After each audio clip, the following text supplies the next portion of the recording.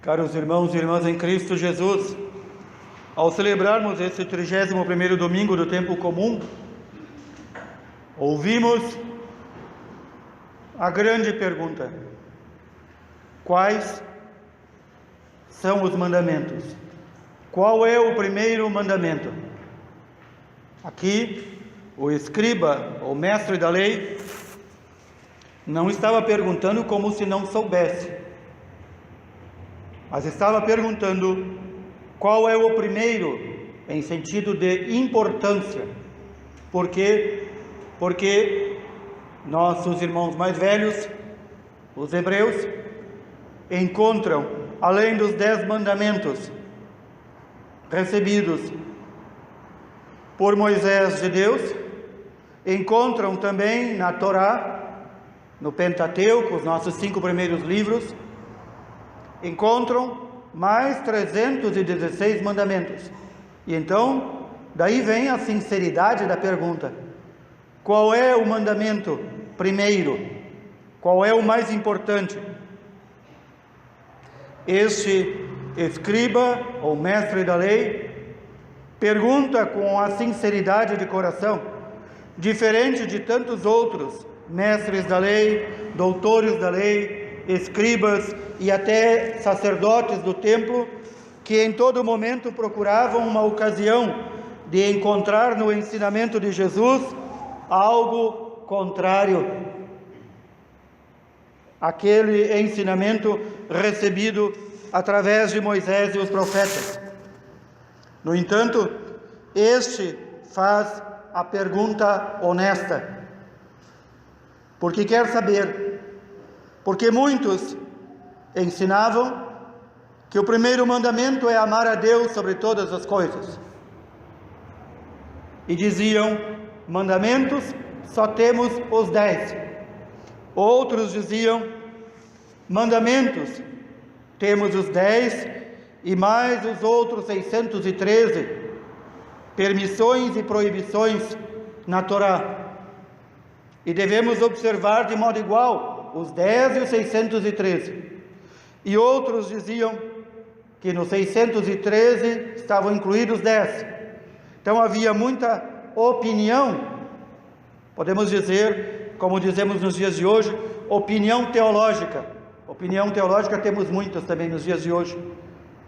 Mas este escriba, este mestre da lei, não quer saber opiniões, quer saber, com esta autoridade que Jesus prega, qual é o primeiro dos mandamentos. E o que é que Jesus responde? Responde aquilo que está na Sagrada Escritura. O primeiro mandamento é esse: ouve, ó Israel, o Senhor nosso Deus é o único Senhor. Este é o primeiro mandamento. O primeiro mandamento, a primeira ordem que foi dada ao povo de Israel é o ouvir. Ouvir. Não ouvir como quem ouve notícia passando em frente a uma televisão, mas o ouvir de escutar, acolher e pôr em prática. Este mandamento primeiro, que começa: Shema Israel, Adonai Eloheinu. Todos os nossos irmãos hebreus religiosos rezam à noite e pela manhã. Ouve, Israel, o Senhor nosso Deus é o único Senhor. Não há outro Deus além dele. Não há outro, portanto, a quem ouvir. E este mesmo Senhor, autor da lei, nosso Senhor Jesus Cristo, segundo a pessoa da Santíssima Trindade, vai dizer: antes que tu me perguntes qual é o segundo, o terceiro e o quarto, eu já te digo. O segundo é amar o teu próximo como a ti mesmo, como tu te amas. Ainda ontem, no nosso encontro de catequese dos adultos, nós comentávamos isso. Que tão difícil é este segundo mandamento, que tão difícil para nós, que temos um coração de pedra, que ainda não vivemos a conversão plena. Mais uma vez o Senhor diz para nós: ouve, Israel, ouve, meu povo, porque se tu ouvires a minha palavra, se tu pores em prática os meus mandamentos, que hoje eu te prescrevo, se tu ensinares os outros a cumprir estes mandamentos, teus dias serão prolongados e fartos sobre esta terra. Tu serás feliz e te multiplicarei muito mais como povo. Te farei crescer como povo e como pessoa, e vou te conduzir para aquela terra onde corre leite e mel. O Deus de teus pais te diz: ouve, Israel, o Senhor nosso Deus é o único Senhor. Amarás o Senhor teu Deus com todo o teu coração, com toda a tua alma e com todas as tuas forças. E mais, e tu trarás gravadas em teu coração todas essas palavras que hoje te ordeno. É a segunda ordem: gravar no teu coração, gravar em nosso coração. Depois disso o Senhor vai dando outras ordens menores, que fazem parte da prática religiosa de nossos irmãos judeus. Marcar os mandamentos nas portas. Os mais religiosos fazem um pequeno objeto chamado metzussá, e se faz e se prega na porta com os mandamentos. Para quê? Para quando passar ali lembrar dos mandamentos. Também marcar com fitas, que nós chamamos filactérios, que são amarrados nos braços. Tefilim, dizem eles, os filactérios. Se nós já vimos alguma vez alguns de nossos irmãos mais ortodoxos judeus rezando, também eles fazem uma pequena caixinha com os mandamentos e amarram na cabeça. Também usam um véu para rezar com franjas azuis. Também foi ordens que Moisés recebeu para dizer: seja eu olhar a minha roupa, seja eu passar pelo batente da minha porta, seja amarrado bem perto do meu coração e meus braços, eu devo ter o mandamento do Senhor. Esta prática, levada ao pé da letra por nossos irmãos mais ortodoxos, ela não é mandada para nós, porque Jesus aqui rompe com a prática devocional antiga e diz aonde deve ficar estes mandamentos. Não é apenas no nosso coração, não é apenas amarrado em nossos braços ou nas franjas de nossas roupas, ou pendurado nas nossas portas. Não, estes mandamentos devem estar bem gravados no nosso coração, devem estar bem gravados na nossa mente, devem estar bem gravados na nossa vida. E estes mandamentos não são apenas mandamentos para saber de cor, são mandamentos para viver. E a vivência do primeiro mandamento: ouvir o que o Senhor nos vai ordenar, saber que Ele é um único Deus, amá-lo de todo entendimento, de todo o coração e com todas as forças. Esse mandamento tem que ser visível para o próximo. São João, o discípulo mais amado de Jesus, vai resumir isto de forma tão bela como tantas vezes resumiu: quem diz que ama a Deus, a quem não vê, mas não ama o próximo, a quem vê, é mentiroso, e a verdade não está nele. Peçamos, portanto, irmãos e irmãs, esta graça que sempre digo, nós temos que implorar a cada dia, sobre nós e todos aqueles a quem amamos. A graça da conversão, que vai nos fazer sair de um falso amor a Deus, para ser transportado a um amor verdadeiro a Deus, que se mostra em obras, que se mostra que nós amamos a Deus como nosso Pai, nós o reconhecemos como Pai de todos os outros homens. E então, nosso coração, que ama verdadeiramente a Deus, ele transborda. Muitas vezes dizemos isso, e muitas vezes a igreja nos ensina que o coração dos santos é um coração liquefeito, é um coração líquido, como uma cera que vai se desmanchando e escorrendo. Os nossos irmãos e irmãs que atingiram esse tal alto grau de santidade, que é possível a todos nós com a graça de Deus e nosso esforço, o coração deles se desmanchava de amor pelo próximo, se desmanchava de amor por aqueles que os odiavam e perseguiam e até os levavam à morte. Vejamos isso então, como está o nosso coração. Nosso coração já se liquefaz, já se derrete de amor até por nossos inimigos, aqueles que nos perseguem, aqueles que nos caluniam, ou o nosso coração ainda é um coração de pedra.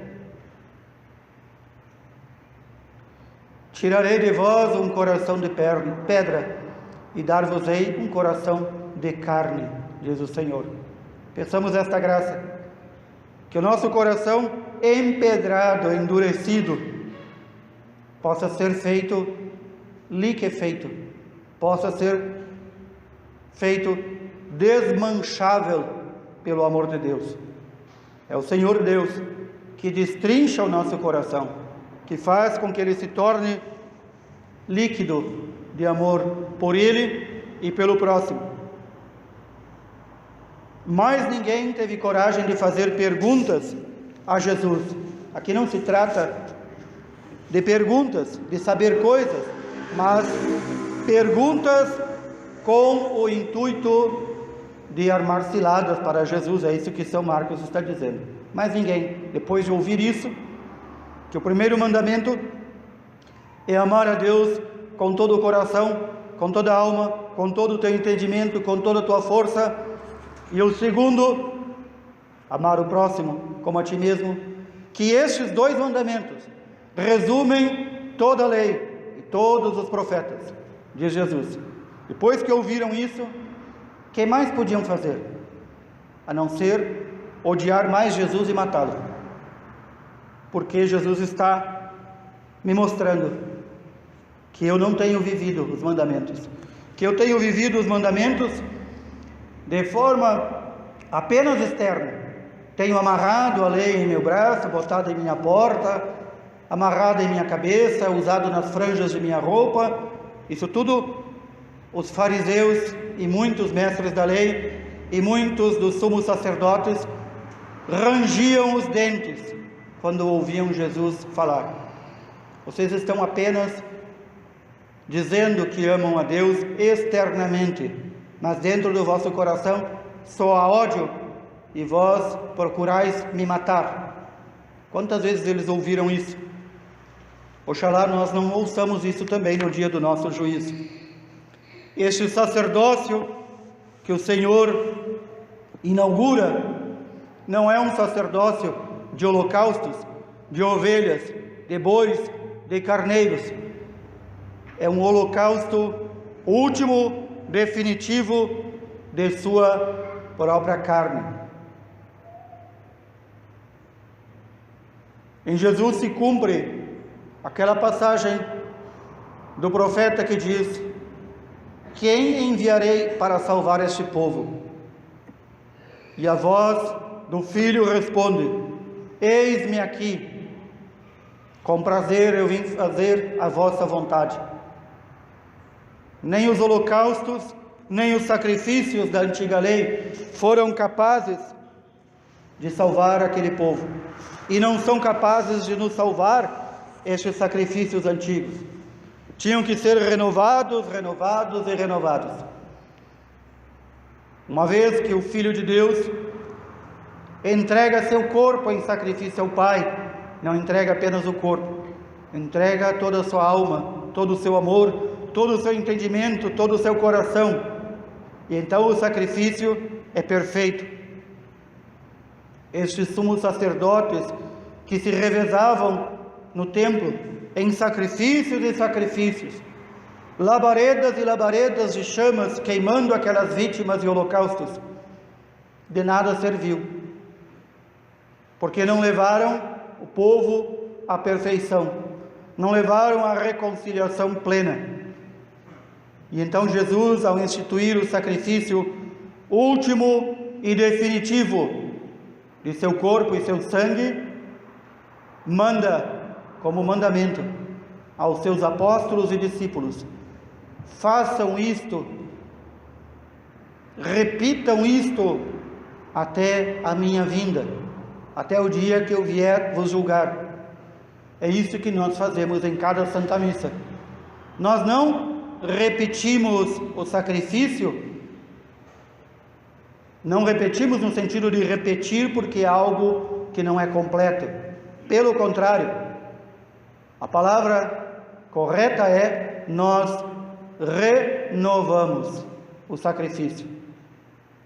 E mais completo ainda, quando Jesus diz: façam isto em minha memória. Ele não está dizendo em minha lembrança. A palavra memória, usada pelos evangelistas, usada por Jesus, quer dizer comemoração, para que nós recordemos deste sacrifício único e definitivo. Então, uma palavra mais apropriada ainda que nós usamos é: a Santa Missa é a atualização do sacrifício de Cristo. A atualização. O que é a atualização? É fazer de novo presencial entre nós. E portanto, na Santa Missa, de novo, nosso Senhor Jesus Cristo está na cruz. De novo. E de novo, Ele é morto e entregue ao Pai. É por isso este gesto que o sacerdote eleva o pão e o vinho, que já não são mais pão e vinho, eleva e diz ao Pai, entregando ao Pai: por Cristo, com Cristo e em Cristo. A vós, ó Pai. Todo este sacrifício é ao Pai, não é a nós, não é para nós. Esta atualização nos coloca então lá, diante da cruz do Senhor. Nós somos transportados diante da cruz do Senhor. Por isso que tantos sacerdotes, graças a Deus, está aumentando o número de sacerdotes que estão se instruindo e ensinando verdadeiramente o povo de Deus. Por isso que durante o sacrifício da Santa Missa não cabe festa. Não cabe festa. Não cabe aplausos. Não cabe gritos. Como é que eu vou gritar e aplaudir Cristo sendo crucificado na cruz? Como? De que forma? Papa Bento XVI já dizia: somente quando uma comunidade perdeu a noção do que é a Santa Missa ocorrem essas coisas. Já não sabe mais que é a atualização do sacrifício de Cristo na cruz. Pensa que é uma festa particular. E não é assim que vemos em tantas igrejas.